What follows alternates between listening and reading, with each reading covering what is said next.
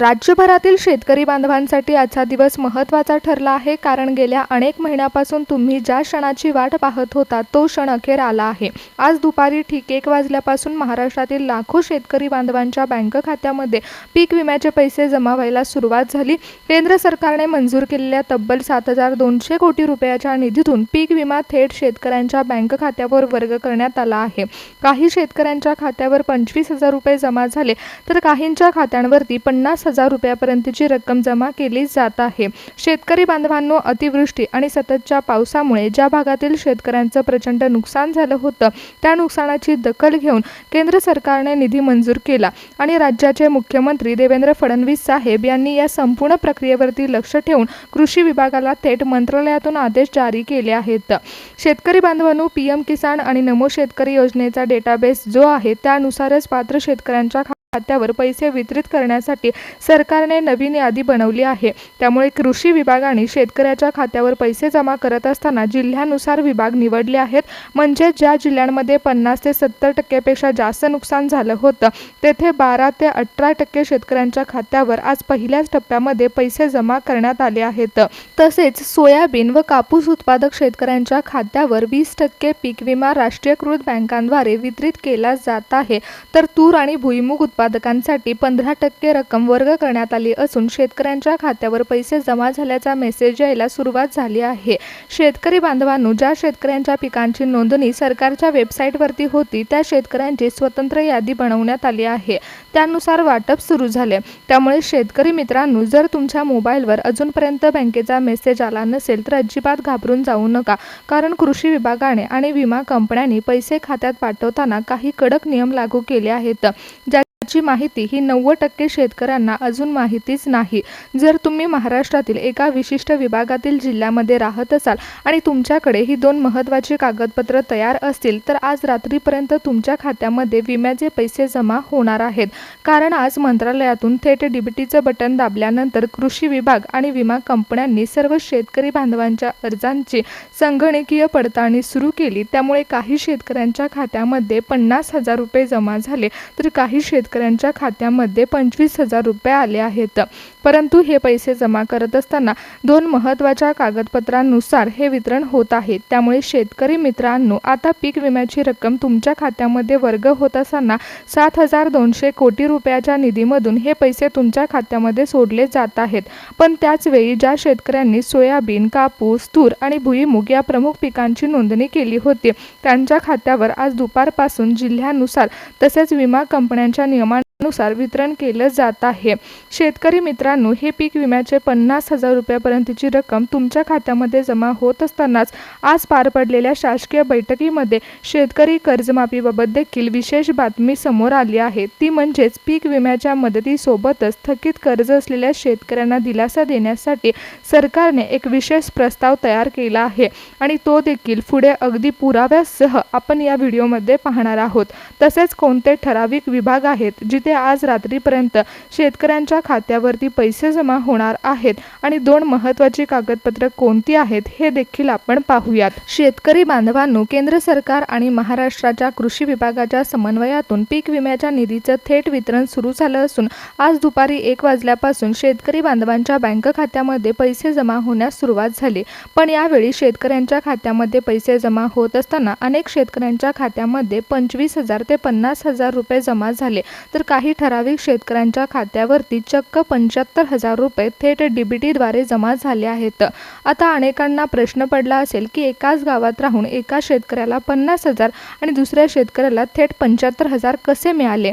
तर या रकमेचं गणित सरकारने नक्की कसं ठरवलं आहे आणि विमा कंपन्यांनी शासनासमोर कोणते नवे प्रस्ताव मांडले आहेत, हे अगदी 2 मिनिटांमध्ये आपण जाणून घेणार आहोत। कारण शेतकरी बांधवांनो, डीबीटीचं बटन दाबल्यानंतर महाराष्ट्रातील एका विशिष्ट पहिल्या विभागातील जिल्ह्यामध्ये या निधीचं वितरण सर्वात आधी सुरू झालं। त्यामुळे जर अतिवृष्टीने बाधित असलेल्या जिल्ह्यामध्ये तुम्ही असाल आणि पहिल्या विभागातील जिल्ह्यामध्ये येत असाल, तर तुमच्या खात्यामध्ये आज पैसे जमा होण्याचा मार्ग मोकळा झाला आहे। पण हे पैसे केवळ जमिनीवरून मिळालेले नाहीत, तर तुमच्या पिकांच्या प्रकारानुसार आणि नुकसानीच्या तीव्रतेनुसार सरकारने ही रक्कम निश्चित केली आहे। विशेषतः ज्या शेतकऱ्यांनी सोयाबीन, कापूस, भुईमूग या पिकांची नोंदणी अचूक केली होती, त्या शेतकऱ्यांना यामध्ये प्राधान्य प्राधान्य देण्यात आलं आहे। पहिल्या यादीमध्ये ते शेतकरी समाविष्ट करण्यात आले आहेत। शेतकरी बांधवांनो, सरकार आणि विमा कंपनी यावेळेस निधी वितरण करताना महाराष्ट्रातील काही विशिष्ट बँकांचे प्राधान्य निवड करत आहे। आज दुपारी 1 वाजता मंत्रालयातून डीबीटीचं बटन दाबल्यानंतर ज्या शेतकऱ्यांचं खातं विमा कंपन्यांनी निवडलेल्या प्रमुख बँकांमध्ये होती त्यांच्या खात्यामध्ये सर्वात आधी पैसे जमा होणार आहेत।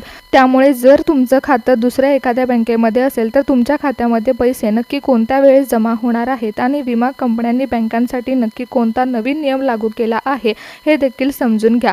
प्रत्येक शेतकऱ्यासाठी हे महत्त्वाचं ठरणार आहे, कारण सरकार आणि विमा कंपन्यांनी यावेळेस निधी वितरित करत असताना कोणत्याही एका बँकेमध्ये सर्व पैसे न पाठवता ठराविक जिल्ह्यांची आणि ठराविक बँकांची विशेष सांगड घातली आहे।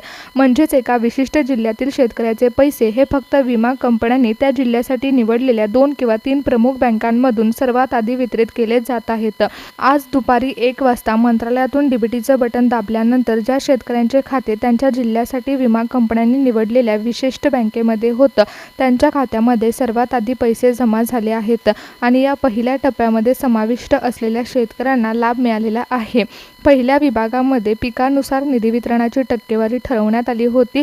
आज दुपारी डीबीटीचं बटन दाबल्यानंतर सोयाबीन उत्पादक शेतकऱ्यांसाठी एकूण मंजूर निधीच्या 40% निधी वितरित करण्यात आला, कारण पावसाच्या अनिश्चिततेमुळे सोयाबीनचे सर्वाधिक नुकसान झालं होतं। तर दुसरीकडे कापूस उत्पादक शेतकऱ्यांसाठी 35% निधीची तरतूद करण्यात आली आहे, ज्यामध्ये अतिवृष्टीमुळे उद्ध्वस्त झालेला कापूस हेक्टरी सर्वात मोठा दिलासा मिळवून देणार आहे।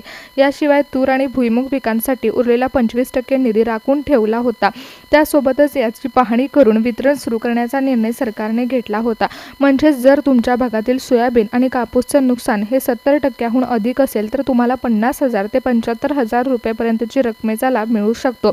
पिकांच्या नुकसानीच्या टक्केवारीनुसार विमा कंपन्यांनी रक्कम ठरवली आहे। यामध्ये सोयाबीन आणि कापसाची सर्वाधिक नुकसान झालेल्या मराठवाडा आणि विदर्भातील जिल्ह्यांचा समावेश आहे। नांदेड आणि लातूर जिल्ह्यामध्ये स्टेट बँक ऑफ इंडिया आणि बँक ऑफ महाराष्ट्रद्वारे 50,000 रुपयापर्यंतच्या भरपाईसाठी तब्बल 70% निधी वर्ग करण्यात आला आहे। तर बुलढाणा आणि परभणी जिल्ह्यामध्ये युनियन बँक आणि सेंट्रल बँक ऑफ इंडियाच्या माध्यमातून 65% विमा हा रक्कम थेट डीबीटी मार्फत जमा केला जात आहे। यासोबत जालनामधील छत्रपती संभाजीनगरमधील जिल्ह्यामध्ये बँक ऑफ बडोदा जिल्हा मध्यवर्ती आणि सहकारी बँकांमार्फत कापूस उत्पादक शेतकऱ्यांच्या खात्यावर 60% निधी आज दुपारी 1 वाजल्यापासून जमा होण्यास सुरुवात झाली आहे। यानंतर उरलेल्या 6 जिल्ह्यांमध्ये विमा कंपन्या उर्वरित निधी वितरण करण्याचा निर्णय घेत आहेत। अहिल्यानगर यवतमाळमधील कापूस आणि सोयाबीन पिकांच्या नुकसानीसाठी ICICI आणि कॅनडा बँकेच्या माध्यमातून 55% निधी शेतकऱ्यांच्या खात्यावर पाठवला गेला। 25,000 ते 50,000 जमा झाल्याचा मेसेज शेतकऱ्यांना आला आहे। तर दुसरीकडे वाशिम जिल्ह्यामध्ये आणि सोलापूर जिल्ह्यामध्ये भुईमूग पिकांच्या नुकसानीची पाहणी करून बँक ऑफ इंडिया आणि HDFCद्वारे 50% निधीचं वितरण वेगाने पार पडलं आहे। या भागातील ज्या शेतकरी बांधवांनी आपल्या फार्मर ID कार्डवर पिकांची नोंदणी अचूक केली होती त्यांच्या खात्यावर आज दुपारी थेट डीबीटीद्वारे वितरण सुरू झालं आणि शेवटच्या टप्प्यामध्ये बीड, सांगली, कोल्हापूर जिल्ह्यामधील तूर आणि भुईमूग पिकांसाठी पंजाब नॅशनल बँक तसेच ICICI बँकेमध्ये 45% ते 50% निधीचं वाटप झालं आहे। जमिनीच्या क्षेत्रफळानुसार आणि सॅटेलाइट मॅपिंगनुसार 10,000 पासून ते 25,000 रुपयापर्यंतचे मेसेज शेतकऱ्यांना आले। कृषी विभागाने आणि जिल्ह्यांमधील विशिष्ट बँकांच्या निवडनुसार डीबीटीच्या मार्फत वितरण सुरू झालं आहे। यामध्ये केंद्र सरकारचा निधी आणि विमा कंपन्यांची टक्केवारीनुसार ठरवण्यात आलेली रक्कम, यामुळे शेतकरी बांधवांना पैसे मिळत असताना काहींना 50,000 तर काहींना 75,000 इतकी रक्कम मिळालेली आहे। शेतकऱ्यांना उशिरा का होईना पण नुकसानीचा लाभ मिळत आहे। त्यामुळे शेतकरी बांधवांनो, आज तुम्हाला दिलासा देण्यासाठी विमा कंपन्यांनी थेट डिजिटल पद्धतीने वितरण सुरू केलं आहे।